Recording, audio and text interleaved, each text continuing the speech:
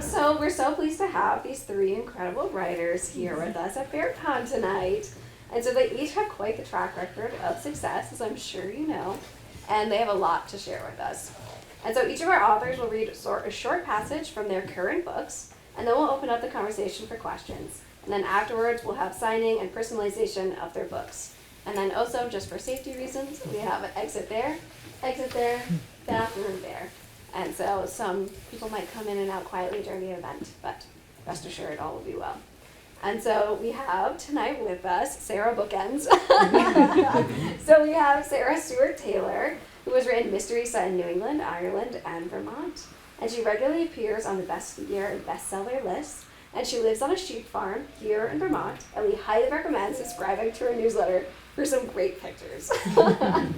And then you might know her as the former Middlesex town clerk, or for her background in journalism.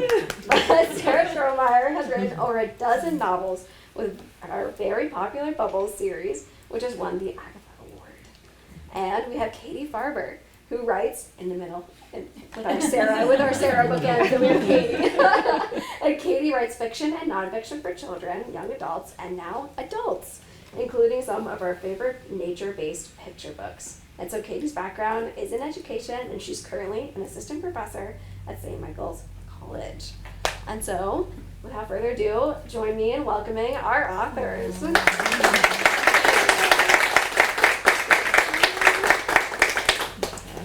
Okay, so one of us is going to go first. That's going to be Sarah. Okay. Unless should we get the kid to do it? Yeah, I love this. All right, Katy.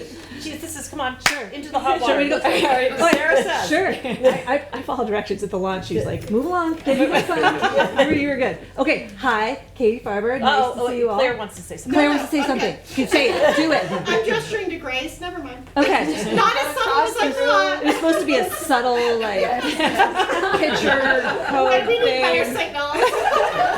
That's funny.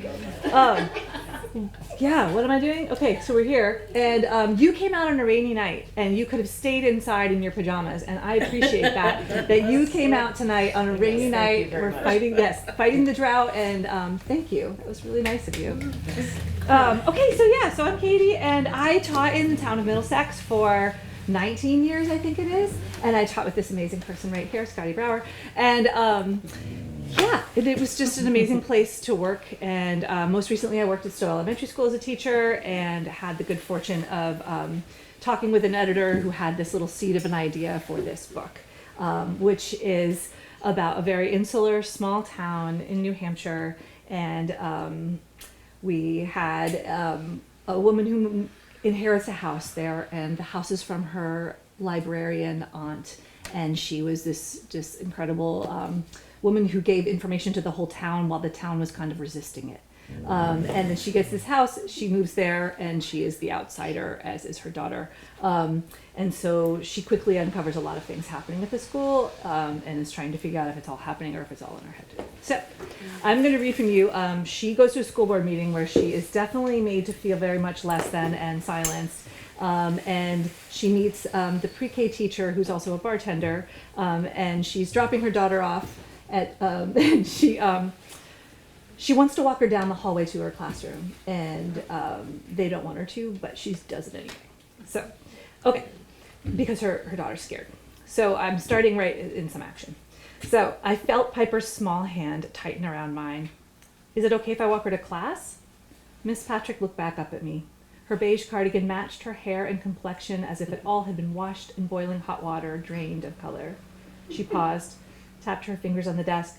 She's old enough to walk down to class, right? Like Piper wasn't even there and couldn't possibly have her own agency. Her voice was falsely chipper, a forced high pitch. Piper's hand now had a vice grip on mine. She wasn't letting go anytime soon. I'd like to walk her down there, please. Mrs. Patrick tilted her head and gave a small smile that wasn't even vaguely happy. Okay, she said finally, just be quick about it. Then she picked up the phone. The walls were white and the floor was brightly polished, even though it looked like it was built in the 1980s. The doors to the classroom were closed. I peered in as we passed. The kids sat in rows in most of the rooms, looking down, little pencils moving across papers. Their faces, when I could see them, looked tired and expressionless. Is it always this quiet? I whispered to Piper. Yeah, most of the time, she whispered back. We walked slowly down the hallway, Piper taking small steps, delaying the inevitable. I resisted the urge to pick her up and run out of the building. We got to the doorway of her classroom. The kids were sitting on the carpet in a circle, at least. Miss McAllister was reading them a book. Okay, this looks normal, I thought. I breathed a sigh of relief, then bent down to look at Piper. Her small face was creased, a line between her eyes. Okay, little bird, Pipes, you can do this. Piper nodded. Her own hair was matted, flat on one side. I kissed her forehead, hugged her tiny frame, and sent her in. Good morning, Piper, the teacher called as she sat down at the circle. I stood up a little taller. Maybe I was blowing everything out of proportion, like Max said I did. Maybe my insides were wrong, except they usually weren't. Especially about the men at the firm, and I had ignored it then. When I turned around to leave, I saw a little sign that said, Pre-K this way. It was hand-done in colorful block letters, so different from the rest of the building, as if the sign itself was a form of creative resistance there on lavender construction paper. What harm would it do if I went down the hallway, just snuck a quick pick at Silas, that's the bartender pre-K teacher, in action? I had to see that. A bartender or pre-K teacher, those eyes?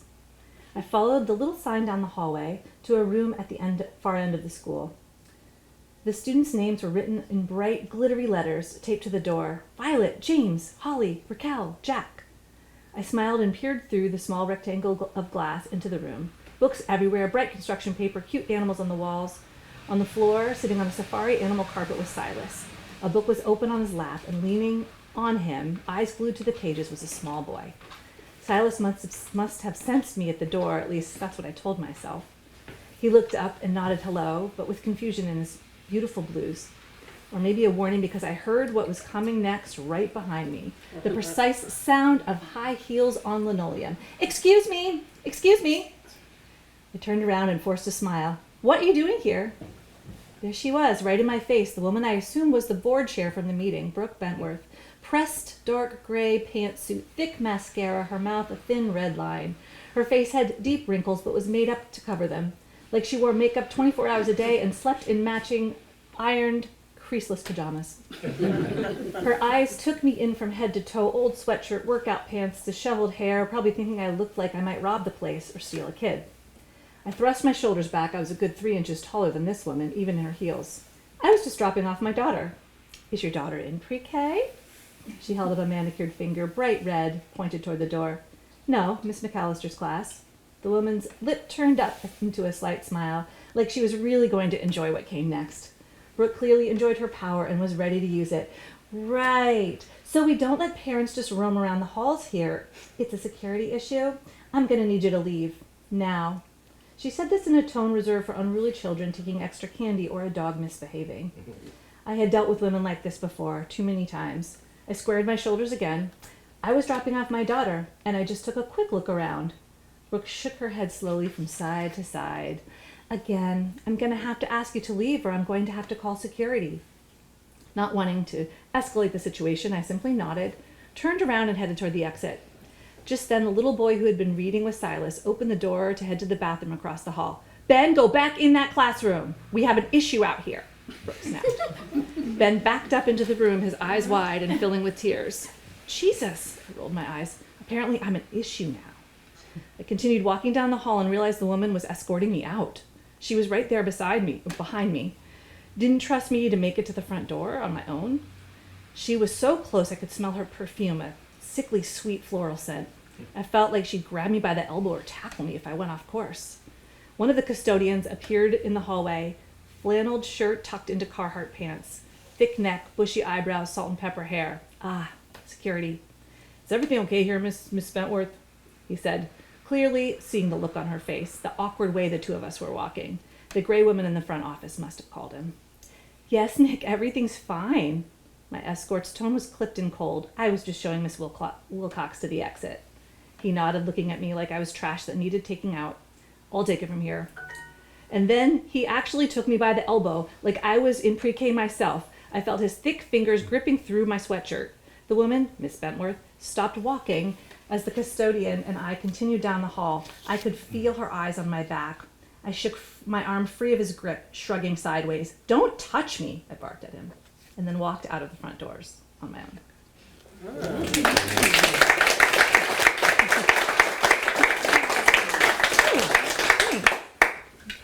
Very nice. All right, which Sarah? Which Sarah? Which Sarah? You're younger. You want me to? All right. So I am also so happy to be here, and I also thank you for coming out on a rainy night. It's really good to see a lot of familiar and not so familiar faces here. I'm Sarah, Stewart Taylor, the other Sarah, and I live down in Heartland, and Hunter's Heart Ridge, which is my new mystery that just came out in August, is my 10th mystery novel. I wrote 4 books in a series about an art historian who studies gravestone art set around New England, and then 4 books in a series set in Ireland and on Long Island about an American homicide detective in Ireland. And Hunter's Heart Ridge is the second book in my sort of newer series, which is set in a small town in Vermont, a fictional town called Bethany, in the 1960s. And it's sort of, my inspiration for the series was that period in Vermont history where the interstates are coming, and reapportionment just happened, and so things are changing in Montpelier. There's waves of school consolidations. Nationally, of course, the Vietnam War is escalating, the civil rights movement, all of these sort of really huge changes to the way of life here in Vermont and of course across the country. And it's been really fun to kind of go back into that history. So Agony Hill introduces a character named Franklin Warren, who's a Boston cop who moves to a small town in Vermont to take a job with the Vermont State Police in the hot summer of 1965. And he gets involved investigating a suspicious barn fire and a death in that barn fire. And he also, as he becomes curious about the people in his new town and the family of the dead man's neighbors, he also becomes very curious about his next door neighbor, a woman named Alice Bellows, who is a widow and has moved back to her hometown after a very interesting life abroad with her late CIA-connected husband. And Alice begins to suspect that her past in the intelligence world is perhaps not so much in the past. So I'll just read a short section from the beginning of Hunter's Heart Ridge.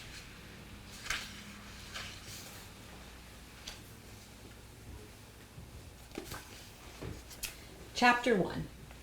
Most Sundays, Collar's store on the Green in Bethany, Vermont, was nearly deserted at 10:30 in the morning.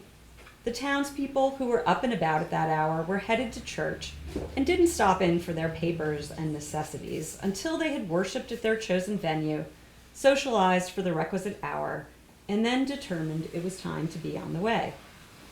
Though it was the day of rest, most residents of Bethany would have too much to do to lounge around all afternoon. Some would go home to farm chores, some to kitchen duty preparing Sunday dinner.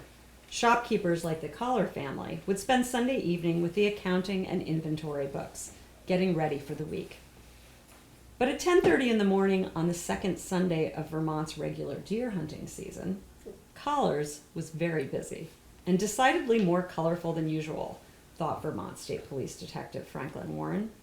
Standing around in small groups outside and purchasing beef jerky and donuts inside were an endless stream of men in red and black or bright green and black checked hunting jackets, rifles stowed in their trucks.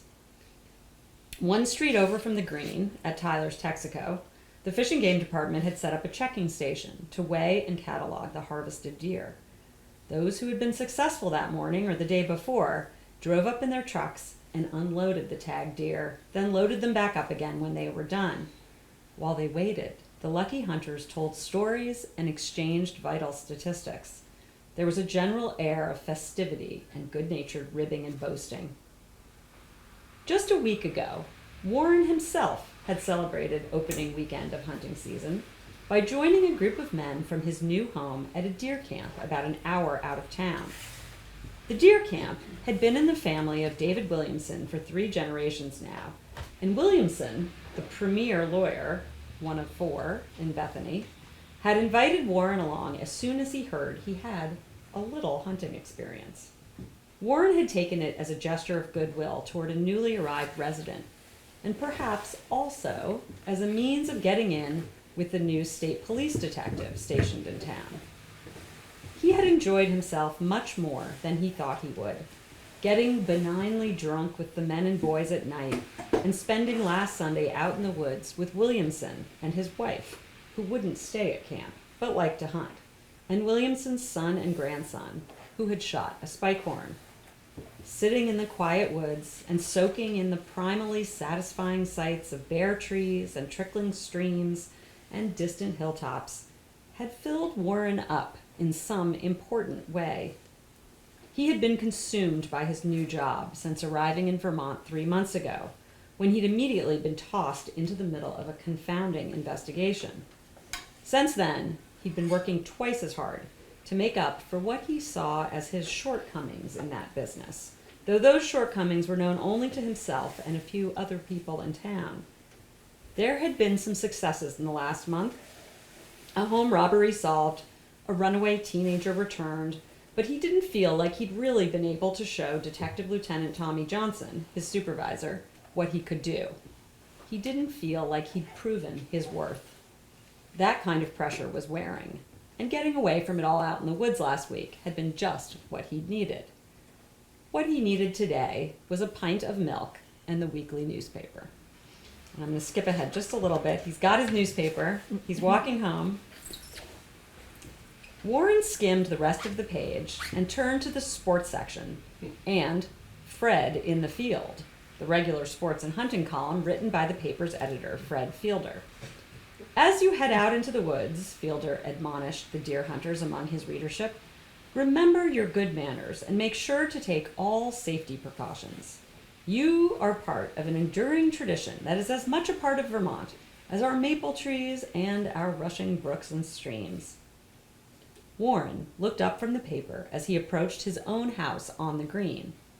Sitting next to his Ford Galaxy in his driveway was a distinctively marked Vermont State Police cruiser, and standing next to the open driver's side door was Trooper Walter Pinky Goodrich, Warren's assistant.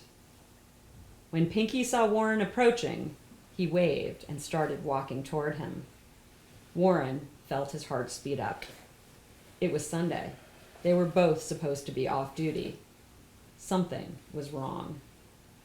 Sorry to bother you, Detective Warren, Pinky called out, but there's been a hunting accident at the Ridge Club.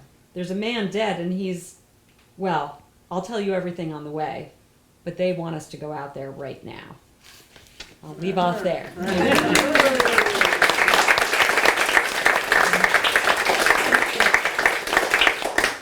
All right, Sarah. Okay.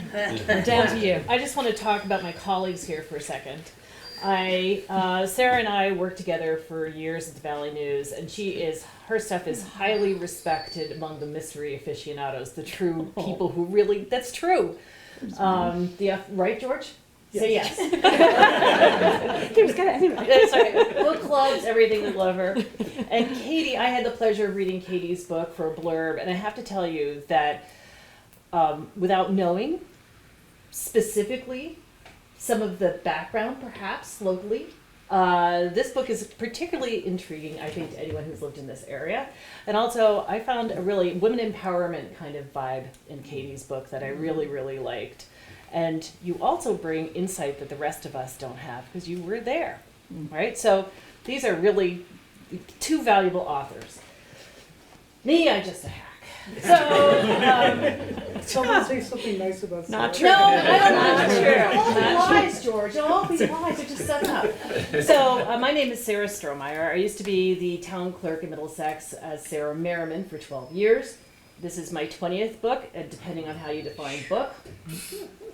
We can get into that later. And one of the inspirations, you're laughing, one of the inspirations for this book was a cult that you may or may not know exists on the Worcester Middlesex line, and we can talk about that later if you want. It's a Druid cult. I think it's still active, and I'm using the word cult very loosely here.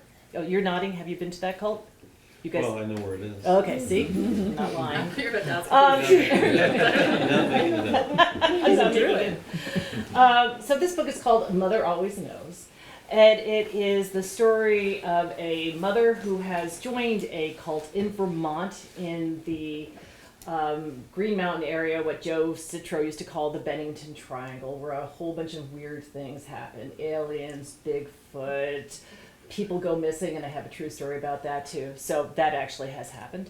You're nodding. Yes, you have gone. You know kids have gone missing there? Oh, No. sorry, I'm just intrigued. Do you know where they are? very Actually, the reason why we have the Vermont State Police is because of all the strange things that have gone on in Right. the Bennington Triangle. That's right. And Sarah's going to back me up because she knows everything about the state police, so thank you. It's That- very, yes, that is very true. The Vermont State Police were founded in Yep, the late 40s because of this, right. this See? episode. There's all sorts of stuff going on in Vermont. And so in this case, this book opens with the mother fleeing the cult in the middle of the night. And she's going through the woods, and she's got her 10-year-old daughter there, and her 10-year-old daughter sees her mother fall, goes to her body, sees that her skull has been split in the back. So clearly it wasn't the stones in the stream. This is it's horror. You're allowed to be shocked, and it's not too horrific. And she's saved. And she goes on to live her life as a quiet librarian for 20 years until she's outed on social media, whereupon she has to return to the cult to find her mother's killer, because her mother's killer is determined to find her, and now they knows where she is, where she works, and how to get to her. Oh, but she has a special skill, because this is a dowsing cult. And I love speaking to people in this area because you guys know about dowsing. I just came back from Pennsylvania. It's like, no, I have no idea. So if you don't know about dowsing, it's mostly used to find wells using twigs, pendulums, that type of thing. But there's also a spiritual component because the idea is that water carries energy. We're all part of a divine energy. And if you tap into it using pendulums, rods, whatever, you can have a spiritual enlightenment. Okay, that's my shorthand for spiritual dowsing. But there's also something called death dowsing. And death dowsing actually exists in this, and it's very popular in the South, where someone will use a pendulum and a map to find a body. Let's say someone's missing. They use a pendulum and map, and then they go out and they walk the terrain barefoot and have been able to find dead bodies in the ground from the vibrations they get. And before you think that's funny, actually they use them in the courts down in south of the Mason-Dixon line. These people will be expert witnesses. So there you go. Wow. So I'm going to read you just a little explanation of that when our character Stella explains what this is all about. She's talking to her friend Fig, who is just beginning to understand what's going on. Finishing my coffee, I set it down on the glass table, fold my arms, and tell it to her straight. You know that movie where the kid sees dead people? Well, I kind of feel them. Fig spits whipped cream and coffee through her nose. Oh, gross, excuse me. Leaping out of her chair, she slides back the patio door and runs inside, emerging minutes later with wads of tissue in each nostril. My apologies, you kind of caught me by surprise on that one. So, you feel the presence of ghosts, like in Sixth Sense? Not exactly. In Sixth Sense, he saw dead people. I feel them under my feet, and not always. Only if they're buried naturally, like if they're Orthodox Jewish, or Native American, or planted before 1848. That's when lined caskets were patented. You can go home with that little information. I had to cross my bare ankles to keep from giving in to the urge to claw at my feet. Fig is speechless. Her lower jaw is actually open, which, when you add the white toilet paper plugs in each nostril, makes for quite an elegant portrait. My mother used to call it silly toes to ease my anxiety, I continued. Even as a little kid, I knew there was nothing silly about the sensation of ice-cold, bony fingers poking through the soil to grab my feet. It was as frightening as hell. I forget how we figured out the foil was an effective barrier. I think maybe she took the idea from how caskets are lined, but somehow she figured it out. Fig removes the wads of toilet paper. That's bizarre. There has to be a rational explanation.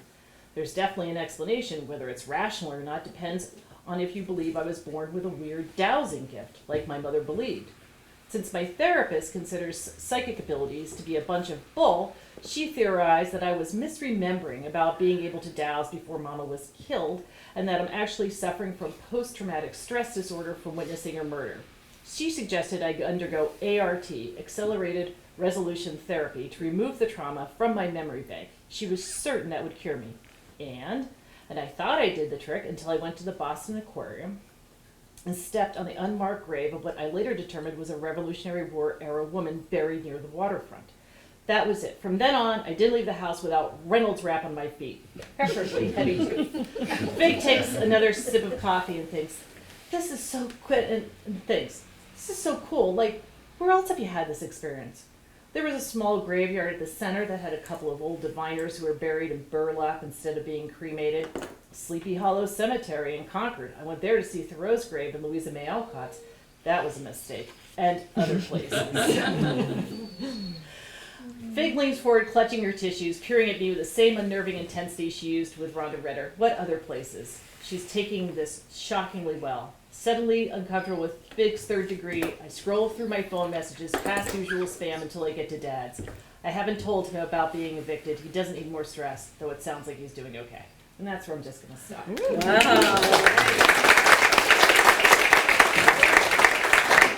I just need to say, I carried this book all over France this summer, and I soaked it through and through with like ocean water, and then was laying it on the rocks to dry it. And I was like, you have to dry it, I have to finish, I have to see what happens. Next time, take me to France. It's so good. I have a question to start off. None of you really are writing the old style, like dead body, grizzled detective whodunit. Instead, you have a lot of dramatic characters, family stories, really strong female characters.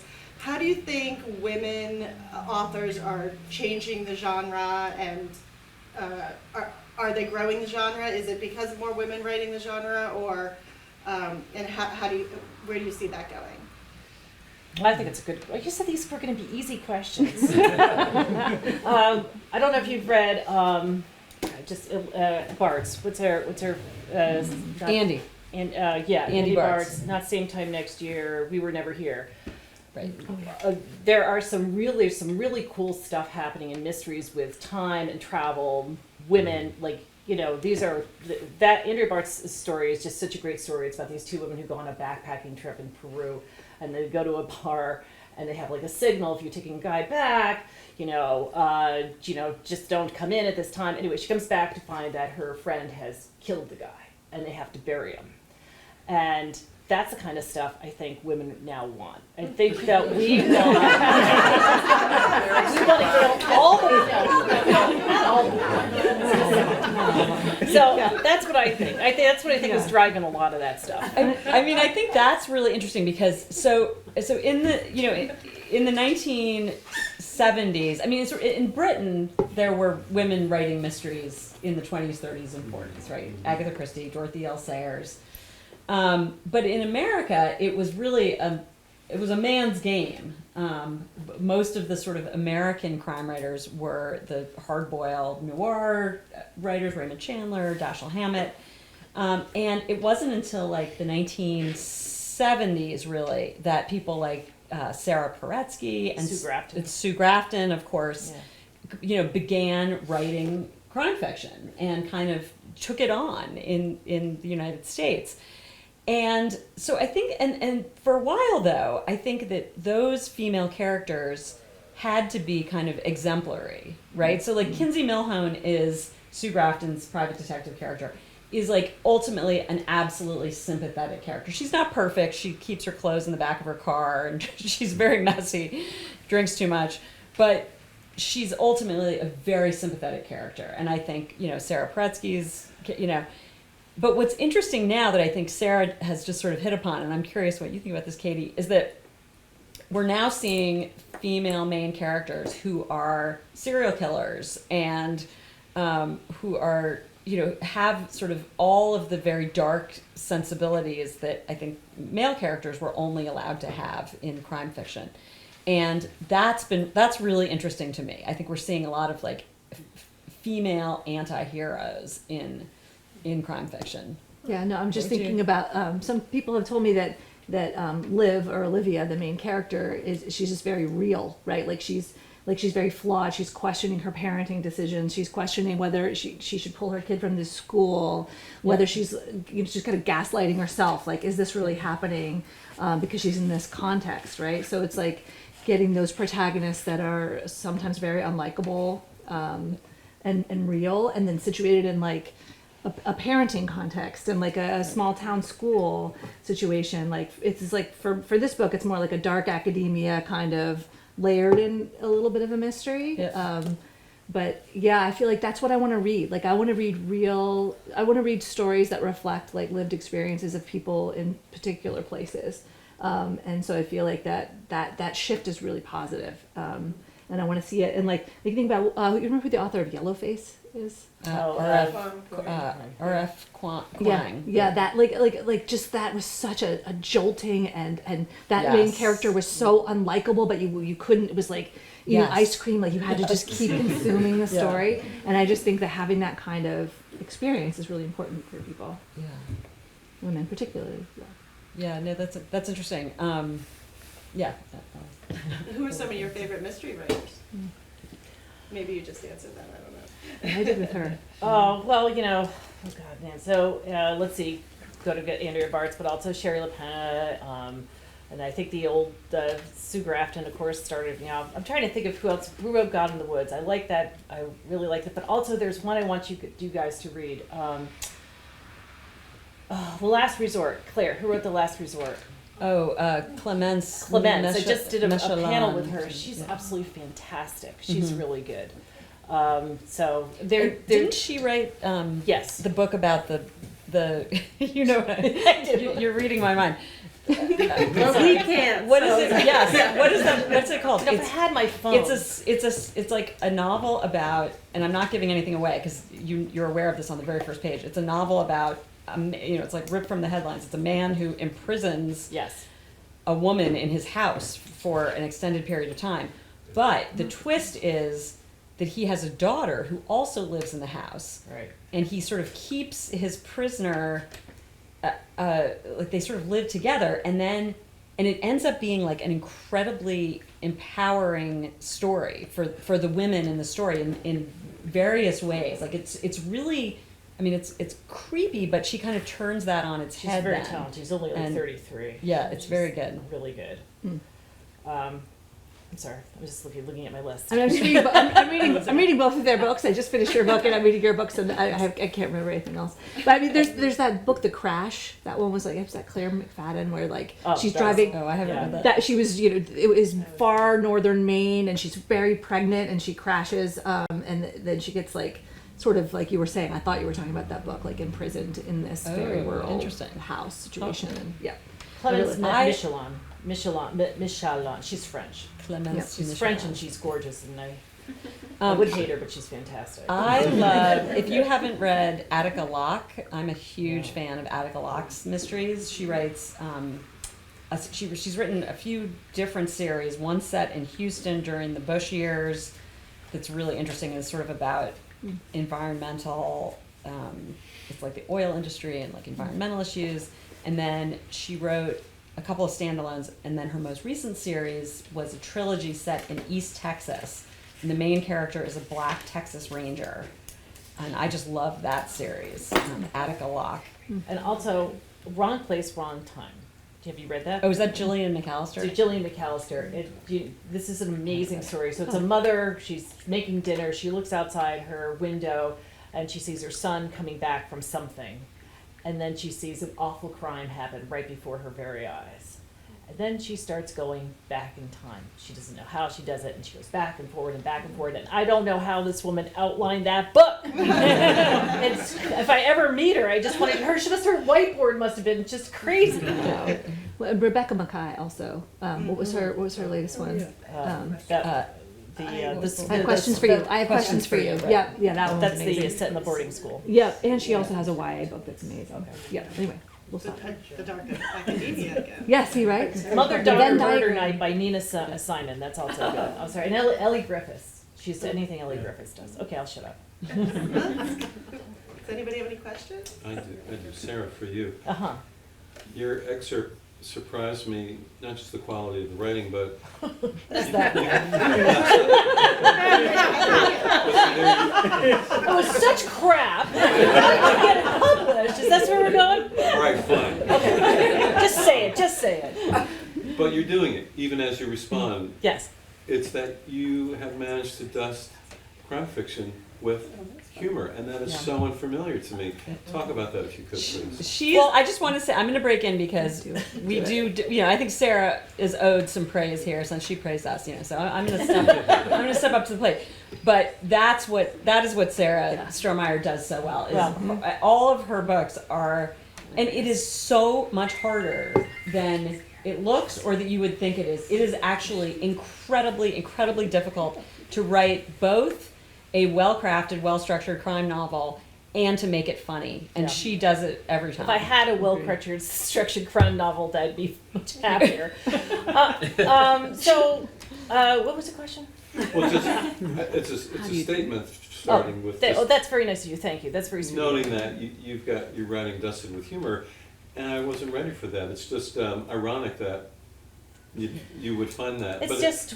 is this just what you do? It's just what I do. Yeah, And, you know, I'd probably be, you know, in France if I didn't have it. You know, it probably breaks up the tension, but you can only write what you can write. You know, I just understand.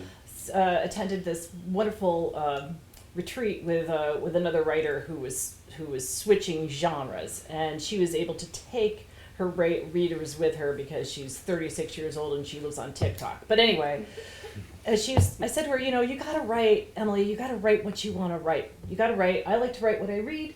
You know, you gotta. Otherwise, it's not going to be authentic and it's not going to be fun. And there have been a lot of funny mystery authors. There have been fun thriller writers, I think. So I don't know. I'm 62. I can't change. You know, it's just what it is. But thank you for your kind words, which I realize were kind, not. It's funny to hear you upstairs when you're writing and laughing to yourself. So this is my husband. I'm not. Who's that guy? Yeah. It goes well. Sure, that's what I'm doing. Yeah, right.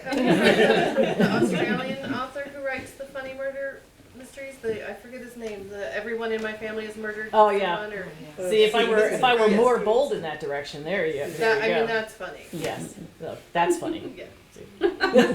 It's always something. Anyway, Question? What's inherently mysterious about Vermont or Vermonters? that's a good question. That's a really good question. Really is a good question. I mean, Right? I don't think there's anything actually that. I mean, we're one of the safest states, right? Like there are very few crimes here, but there are a lot of writers living here, and writers like to write what's around them, and so I think that may be the reason that there are so many mysteries set in Vermont. It's a great place to live as a writer, I think. I mean, It's the setting's amazing and here. yes. Like you know, I was driving here tonight in the rain, and it was just like a scene from the book. Like this is a fall stick season book, right? This is that driving rain, and like the leaves that look like small animals scurrying across the road, and like that sort of just like that sense of turning over, and like it's like gorgeous but also creepy, and then also sad because you're going to go into winter, and so like that. I feel like this story is super situated in. It says New Hampshire, but it's really Vermont. because I needed the town to be a certain way, Yeah. and but I also was just bringing like Vermont into it because it's just so rich for a setting. It's just such a lovely like dramatic setting.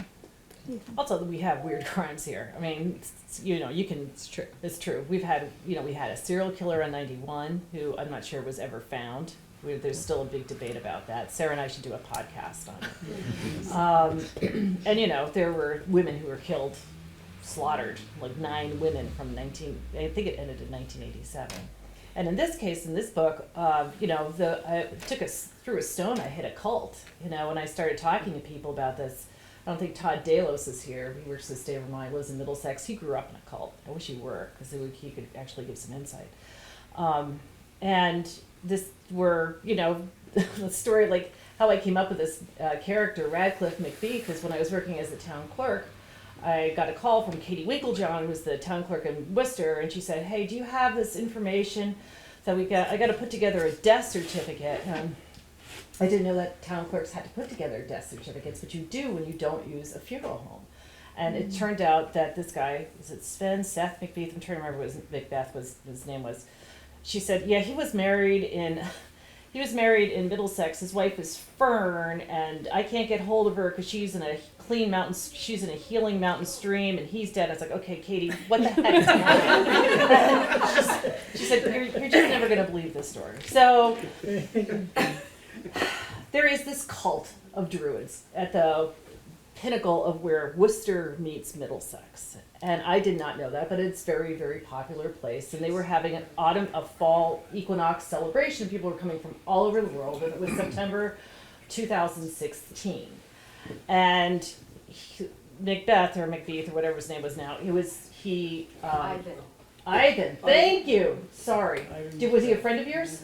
Yeah, and Oh shit, I'm sorry. It's not a cult, it's a school. What? It's not a cult, it's a school. I'm sorry. See, I'm just blowing it with these people. I'm sorry. There's going to be one at some signing eventually. I'm sorry.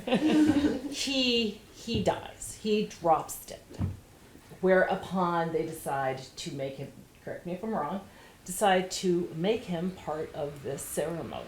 And fortunately, it was like September like we just had. I think the temperatures, I did check the temperatures for that year. They were up at about 76, 78 degrees that week.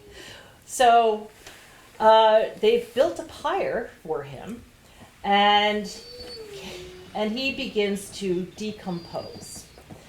And Katy, who is down there at her house trying to put all this information together for this death certificate, gets a call from her friend who comes down the mountain and says, you gotta get up here. It's a cluster. The two groups they're at odds. One group says, look, we've got to make him part of the ceremony now. We can't wait until later. And we're gonna just set the pyre on fire. And someone says, no, I've been to India. You can't do that. You've got to stab the corpse first. And Katy says, stop. We're not doing any of this. We're not burning. We're not stabbing. She then finds a crematorium to take these remains. And so when she called me up with this story, I thought, there you go. This has got to be a book. So I saved that for like 5 years. I'm sorry if that offended you. Okay.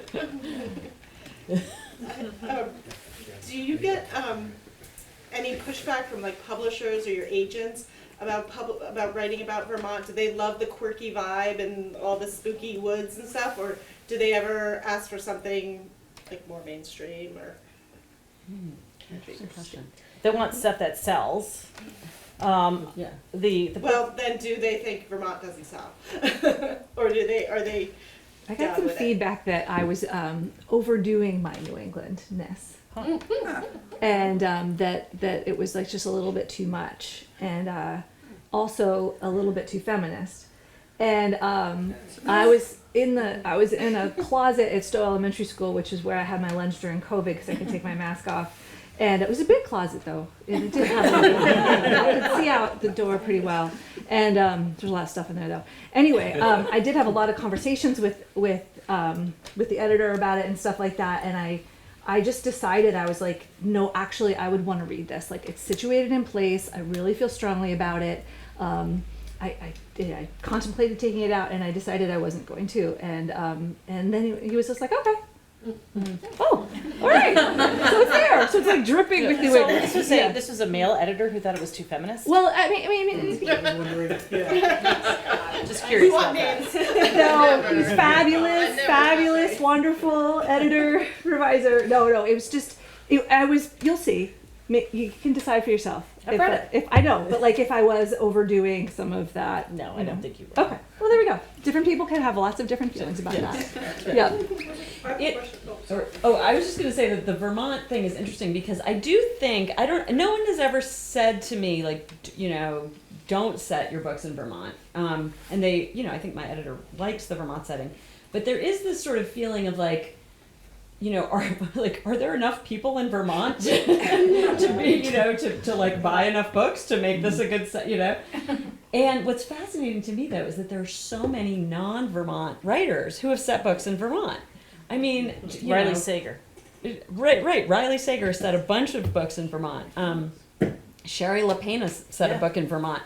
Donna Tartt set The Secret History in Vermont. And just there's so many writers who have set books in Vermont. And sometimes they get it really right. And many times they do not get it really right. And there are some, very funny, I'm sure you've all had that experience where you're reading a book that's set in Vermont. And you're like, that geography doesn't work, and there was actually, the Burlington Free Press did this really funny sort of review of Hallmark Channel Christmas movies set in Vermont, and how just completely, almost all of them were shot like in the Canadian Rockies, so like the mountains don't look right, and they have, there was one really funny review that talked about how they kept referring to the city council for a town of like 500 people, and they're just little funny things like that. So I think you had a question. Yeah, I was going to ask, just both of you having journalism backgrounds and doing work that, I would like to hear how about the research process that goes into your books, like knowing how much research you had to do, Sarah, to set a book in the 60s. And it sounds like you did a lot of research about divination. Sarah is much better at research, and she. I'm surprised she didn't bring her little folder. Sometimes she brings a folder of newspaper clippings. I didn't bring my folder. I'm just curious Sarah's how pure much research you both feel like you need to do before you can really get into the juice of writing and plotting. yeah, and I'd like to hear from Katy too, because I think. I think setting something in the world of education is, even though you come from that world, there probably were so many things that you had to look at. Why don't you start, Sarah, and then we'll come down the line. Well, this next book I'm writing, called Worst Wife Ever, is not based in Vermont. It is based in central Pennsylvania, and it has it's about an intentional traditional community. And brace yourself, guys, we're going to be seeing a lot of these. These are not your Vermont intentional communities. These are places with the starting home price is about $1.5 million. They're gated, children run free, they're homeschooled, men earn the money, women are submissive to men, period, end of question. Absolutely, this is what people want. And I'm setting this book in central Pennsylvania, and I just went to central Pennsylvania to research it because I was on a book tour, but also because the mystery bookstore that always sold my books at Malice Domestic would not carry this book because it has a pentagram word on the cover. And they felt that it was, she didn't even have a customer complain. She just said, no, I can't have that on my shelves.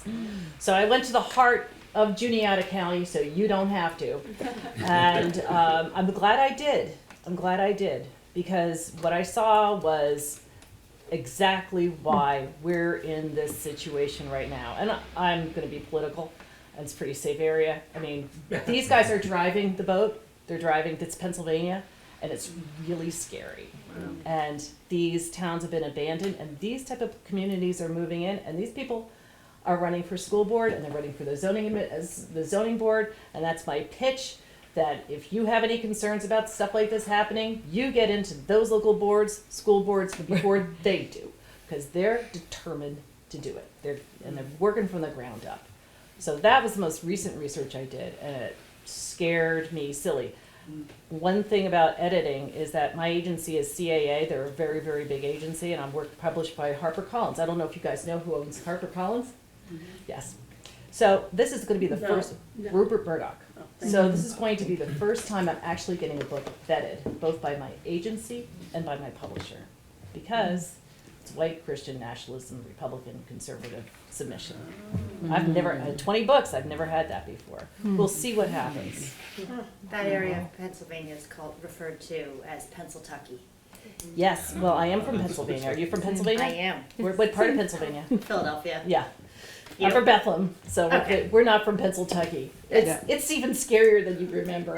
Trust me. Yeah, I drive through it all the time. You do? Yeah, from State College. Oh, right. There Yeah. you go. That's where Yeah, you know, yeah. well, it's, Yeah. I mean, mine was less research. It was just more about like picturing the small town. What would the town offices look like? What does the small town look like? What is the inside of the elementary school that she may be running down the hallway to get away from somebody in? So like those kind of things. But I did have to do some research around like missing persons lists, and I just didn't have experience with those. And like I'm like S for sensitive. I'm just like I'm in this field, and I'm a little bit, I just, the missing persons list. That's so sad to look at those things and read about those people, and that's you'll see that in the story. So I had to do some research about some things like that, but not nearly as much as both of you. Yeah. well, that sensitivity is good. It is. I think it makes the writing better. So, for me, a lot of the research, I mean, it's funny because when I was writing the book set in Ireland, so much of my research was researching the settings, and the places, and how if someone's walking down the street in Dublin and they turn right, where do they end up, and how, and how is the police system different in Ireland from here? Whereas with these books, the settings are so familiar, and it's very easy for me to research the settings by driving down the road, but the time period was the thing that I needed to really work on. And so I found talking to people was incredibly helpful. I interviewed, my father and my uncle and aunt and my neighbors, and then newspaper archives research was really, really important. I spent weeks kind of reading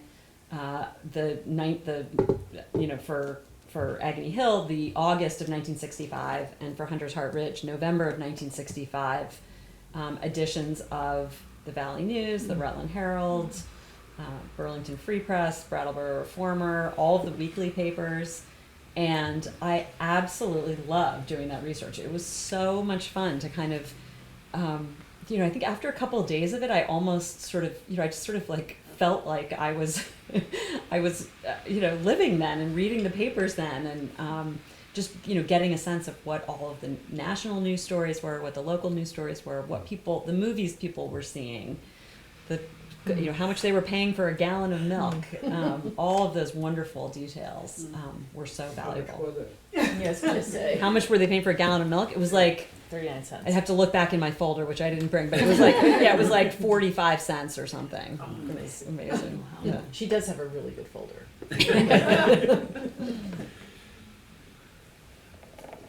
Can I ask my fellow panelists a question? Would that be okay? I'm curious. I wanted to ask Katy sort of about the process of structuring a mystery, and it sounds like that was kind of a new experience to you, and so just like what that was like, and how you approached writing within that structure when you hadn't done that before. And for you, Sarah, you have structured a lot of mysteries at this point. How do you? I mean, like, do you approach it differently than you did when you wrote your first mystery? This is Katy, because You want me to go You go first, Katy. I'll go first. So I have written, I wrote a middle grade novel, and then I had written a novel for adults that hasn't been published yet. And so I'd kind of, I had a sense of structure. And then I really binged on thrillers to get ready. Shows, Mayor of Easttown, Best. gosh. The, So shows like the that. new one, Task, is so good. If no one has started watching it, it's by the Mayor of Easttown creator. Oh, yeah. It's on HBO. It's called Task. It's fabulous. Yeah, so those so, shows, yeah. even though I'm S for sensitive and I had to hide a little bit, I would get into those and learn. And then I knew that I wanted it to be, I knew I wanted it to open with this really hostile school board meeting. Yep. Because we were having hostile school board meetings across the country. We have books being banned everywhere. This is just happening.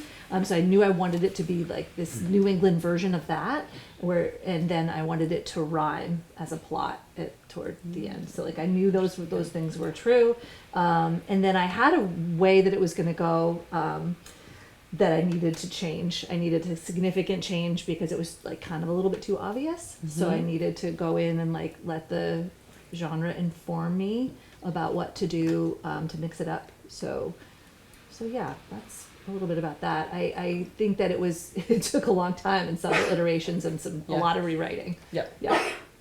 Yeah, bless you.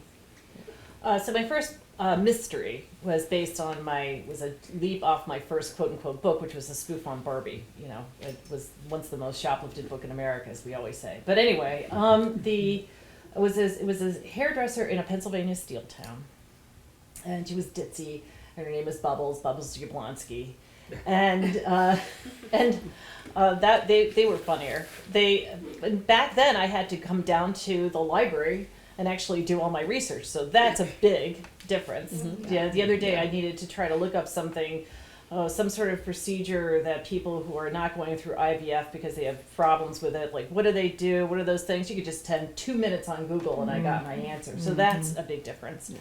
And also, you know, part of I switched word programs. This is really boring and in the weed stuff. I went from Word to Scrivener for outlining, so that's what I use. And so things like that. Technology has actually helped somewhat, I think.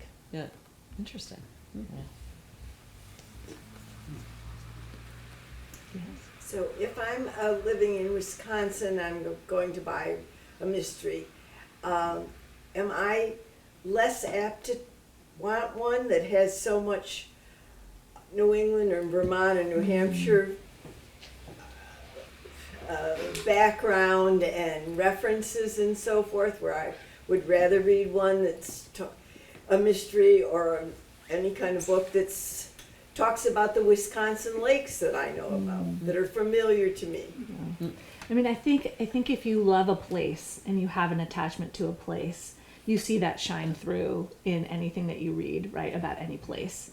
I mean, it's kind of like Noah Kahan's music is situated in Vermont, but he has legions of people that love his music because it's so situated in place that it's a universal experience of having the place in your bones. So like, you know, it's available for everybody and accessible to everybody, these places that are home for us and these places that feel so unique. So that's my thoughts. And one of my favorite things to do is to sort of travel through reading crime fiction. Because I think crime fiction sort of like really gets below the surface of a setting better than, you know, almost, you know, I mean, lots of other genres probably do too, but there's something about the way that crime fiction just really like gets you down below the surface of a place.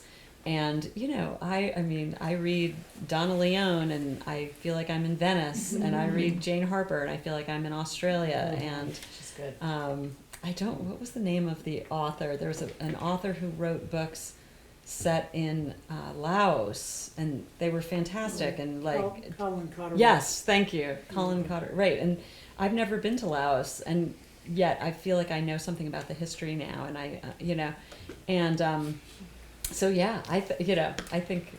We're Gone in the Woods. Have you read that? You know, it just takes place in the Adirondacks in a summer camp, basically around there. And someone said to me, they didn't read the book because they weren't that interested in the Adirondack summer camp. And I was like, well, but there's a whole bunch of other stuff there. So, but I liked it. Yeah, it's good. Liz Moore is the author. And Liz Moore also wrote another great crime novel set in Philadelphia called Long Bright River. Oh yes, that one. Yep. Sarah, you have to tell us a little bit more about your research on cults and dowsing. So, Vermont is the home to the American Society of Dowsers in Danville.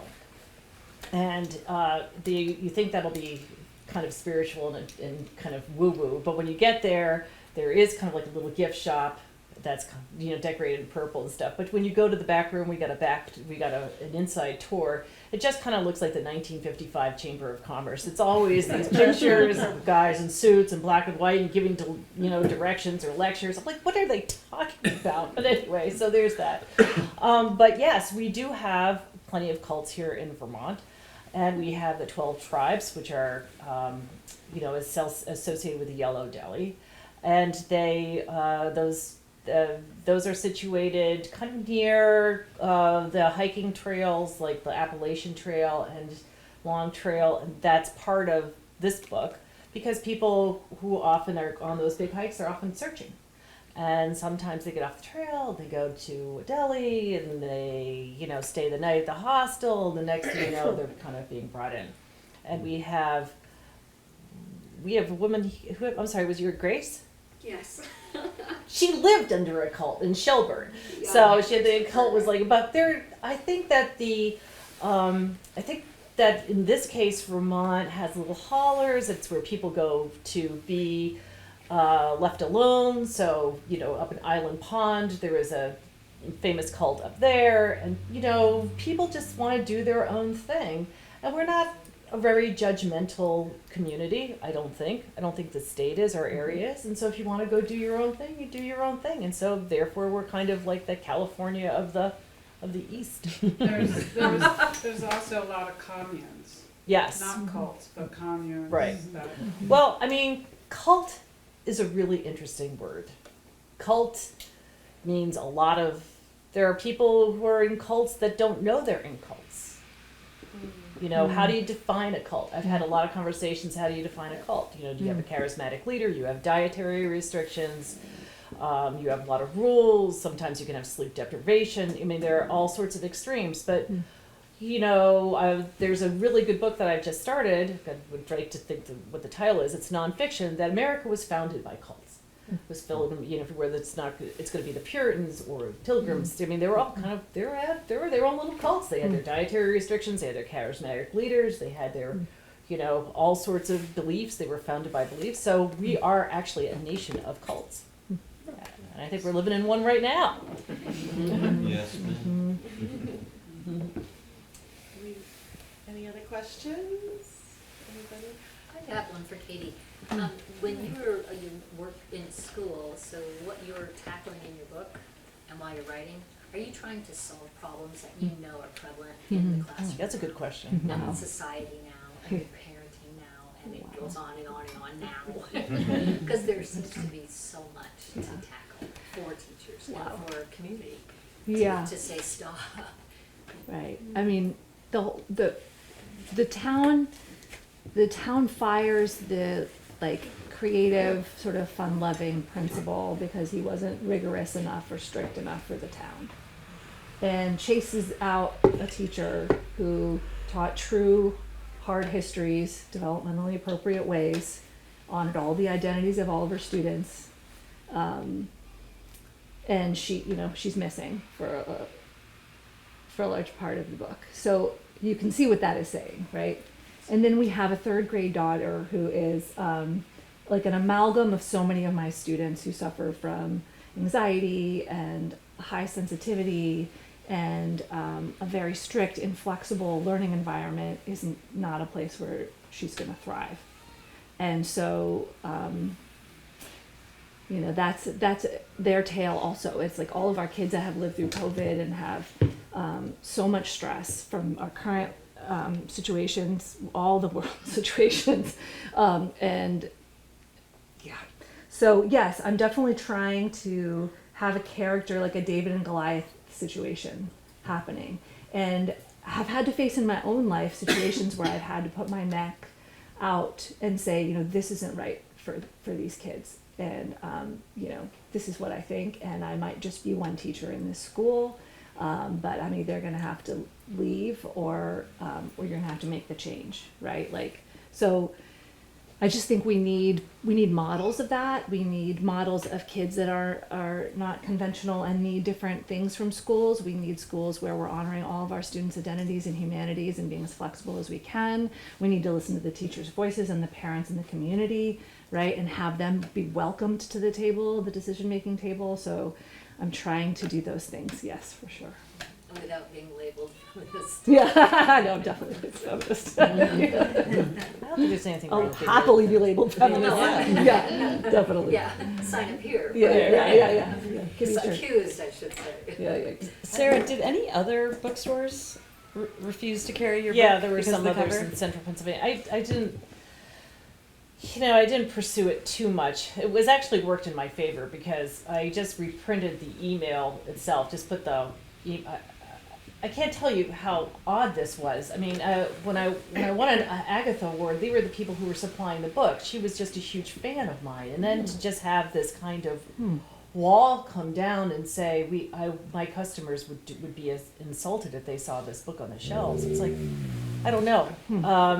But it worked out my favor because people started publicizing it and saying, you know, this has been banned. And so Marketing. it was great marketing. It was like reverse marketing. So some pretty big authors picked up on it. I think we're all just like, it was the fact that it was done ahead of time. That there was no one who came and said, Right. This isn't like the Scholastic Book Fair. You know, I'm not. You know, no one's going to be someone. Whose job is to sell books, who runs a mystery bookstore, couldn't put this book on the shelves when content-wise, this book is pretty tame compared to some stuff that's out there that's pretty brutal and you know I can't read. Yeah, it's the self-censorship. It's a self-censorship. It's like prior restraint. It's that weird. is the most concerning, I think. It's the complying in advance. Right. It's complying in advance. Right, yeah. complying in advance. Very good. I wish I And do you have to think about that now more than you used to? I mean, obviously book banning has been going on. It affects children's books more. Katy would be more affected by that. But now we're getting into straight on censorship territory. Do you have to? Well, do when authors have to think about that more? This book that I'm writing now, that's going to go before both the agency and the publisher. You know, that's going to be really interesting to see what happens. And if there is, talk about marketing. If there is any way that they're going to get on me on that, that's a great marketing hook because that will sell it more faster than anything. And right? Yeah. I mean, I mean, you would hope so. Although I have a friend who writes YA and middle grade fiction, and her books have been banned in like many states, and she said that what's hard is that you would think that I'd get some extra, and she said you don't, because what happens is librarians are, you know, even if they are people who would normally, you know, want to stand up for the First Amendment, and it's so time consuming, and it may put their job on the line, and it's expensive, and so it's like, again, it's complying in advance. It's just like, it'd be easier not to pick this book. Right. We won't ban it, but we just won't pick it. And you know, I know bookstores are fighting so hard to say, like, let's not do that, and so many librarians are fighting so hard to say, let's not do that. But I think it can hurt people. So I hope that it has that effect. I'm not expecting anything. I think this is just going to sail right through. Yeah. I think we have time for one more question. So I'm in a group of people who read mysteries, and they have a line that they say that can't be crossed, and that's to kill a pet. Yes, the dog. So I'm just warning you. I know. We know that. It's officially my line. Anybody in that group? I mean, a dog, right? Like especially dogs. Especially dogs. Especially dogs. In fact, I just saw a book where there was the reviewer was on the cover where it said, "Don't worry, the dog lives." Is that where we are now? Yeah, but with Hedwig, I'll never be over Hedwig, the owl dying in the Harry Potter series. I'll never be over that. It died? Sorry, it's been out a long time. I think you're safe. People ask that when there's books with a dog in there, a pet. They'll be like, just tell me. If the dog dies, I'm not buying it. Well, actually, Janet Ivanovich, who helped me with the beginning of the Bubbles books, that was her. She said you can kill a whore. You can't kill a dog. You can say the F word. Don't say goddamn. And more of the letters that I've received, emails, have been from people complaining about goddamn. Yeah, actually, Nothing me else. too. I get so, or even just damn. Or damn. They're worried for my soul. I get so many emails about that. Yeah. Really? And I like in my books, there's not a lot of that, but there's some swearing. It's just the goddamn or hell. You can say anything else. Yeah, and by the way, taking the Lord's name. Some of these romances, are just like, I mean, they're. I just came back from a romance conference and I had to do like reverse harem and I mean, it's like, it was this huge, complicated, incredibly slimy, steamy, whatever. I don't know. It's just like, whoa. But they don't say goddamn and they don't say hell. Yeah. And those ladies are all going to church.